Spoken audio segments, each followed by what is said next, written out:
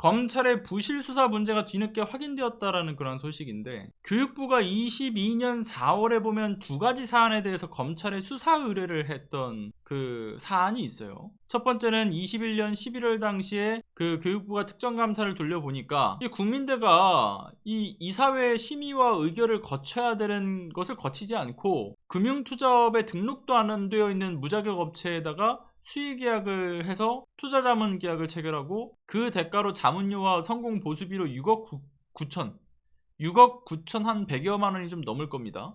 6억 9천 100 한 8만 원인가 그럴 텐데, 이런 돈을 비용을 지급한 것에 이거 명백한 업무상 배임, 횡령 문제가 있다. 그래서 이제 이사장하고 사업본부장을 수사 의뢰를 했던 사안이죠. 그리고 또 하나는 뭐였냐면, 수익사업체인 국민학원사업본부에서 역시나 이사회 심의와 의결 없이 자문계약을 체결하거나 또는 이제 도이치모터스 주식 30만 주를 투자했던 문제, 이것도 수사 의뢰를 했던 것이고요. 그런데 이거를 한 1년 4개월 만에 검찰에서 혐의 없음 결론을 내놓고 끝내버렸던 그 바탕의 이유가 무엇이냐 라고 또 열어보니까 그런 얘기를 하죠. 이사회에 관련된 내용이 보고가 지속적으로 이뤄지고 있었다.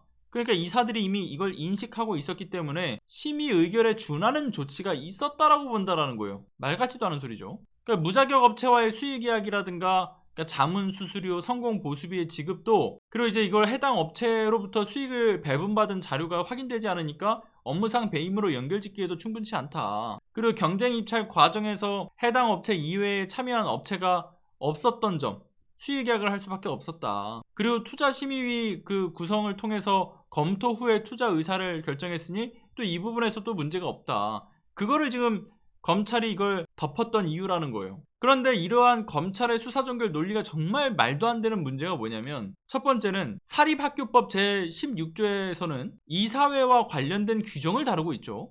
근데 여기서 아주 명확하게 뭐라고 합니까? 이 현행법에서 재산의 취득, 처분과 관련해서는 이사회의 심의 의결을 거쳐야 된다라고 나와 있어요. 즉 이사회에 보고를 한 것이 심의 의결에 준하는 것이다 라고 보는 이 검찰의 법리 해석은 정말 기적의 논리죠. 어떻게 이렇게 해석합니까? 법 배운 사람들 맞는 거예요? 보고만 하면 심의 의결이 끝난 거다? 야, 검찰도 내부에서 이런 어떤 해야 될 보고 체계가, 아니 뭔가 이 안에서 윗선에서 심의 의결해야 되는 거 보고하면 다 오케이 한 거다라고 보고 뭐든 그렇게 추진하나 봐요. 그리고 두 번째, 무자격 투자 자문 업체에 6억 9천 이상의 비용을 지급한 것 자체, 이거 그 자체로도 불법이기 때문에 자료가 없다는 이유로 적극적으로 수사에 나서지도 않고 이거를 종결한다는 것도 황당한 사유죠. 아니 그거 수사라고 수사기관이 있는 건데 그걸 수사 안 해놓고서는 자료가 없어서.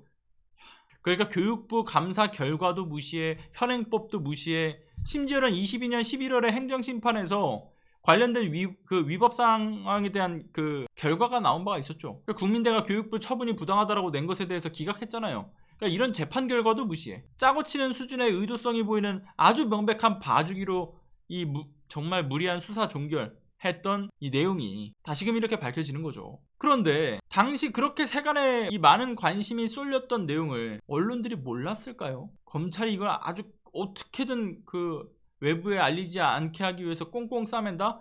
말이 안 되는 거죠. 꽁꽁 싸매도 언론들은 알고 있었을 것이다. 오히려 언론들이 꽁꽁 싸매다가 이제서야 보도가 이뤄진 것이다 라고도 보여지는 것이라서 참 개탄스러운 부분이죠, 이것도. 그리고 국민대 관련된 소식이 또 하나 더 있는데요. 자, 그 국민대가 사용하는 계정으로 로그인해가지고 표절검사 프로그램인 카피킬러를 이제 돌려보니까 논란의 그 김건희의 박사 논문 표절이 지난 22년 8월에 국민대에서 발표한 7에서 17%의 표절률이 아니라 29%로 확인된다라는 거잖아요. 근데 참고로 말씀드리면 29%라는 이 표절률, 사실 이것도 모든 게 다 검증된 게 아닙니다. 김건희가 특정 회사의 사업 계획서를 사실상 그대로 복사 붙여넣기 해서 했던 부분, 그리고 해피캠퍼스라고 하는 곳에서 판매 중인 자료를 또 긁어왔던 거, 네이버 블로그에 게시되어 있던 글들을 또 무단으로 복사 붙여넣기 했던 부분들, 이런 거에 대해서는 국민대 계정의 그 데이터베이스에 적용이 안 돼 있다 보니까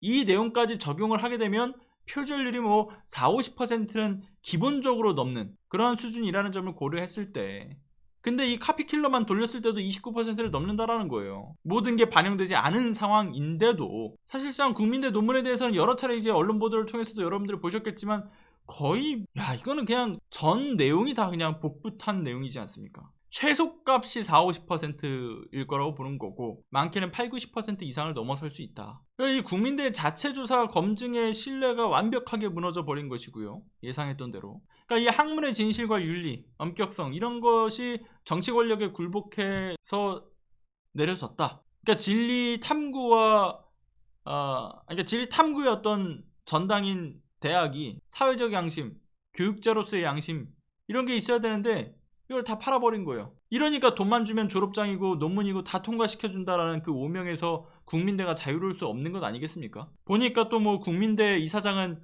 지금 뭐 이제 3년째 해외 출장 이후로 국감장에 계속해서 지금 불출석 통보를 하고 있고 이번에도 지금 마찬가지라고 하죠. 근데 그렇게 도망만 다닌다고 해서 감춰질 진실이 아닌데 아직도 지금 사리분별을 못하고 있구나 라는 생각이 들고요. 뭐 본인과 관련된 그 업무상 배임이라든가 횡령 이런 것처럼 스스로의 목숨줄도 달려있기 때문에 아예 이대로 한국에 돌아올 생각이 없는 것도 있지 않겠는가 라는 생각도 들고 아무튼 정말 확인하면 확인할수록 파렴치한 것들이죠. 아주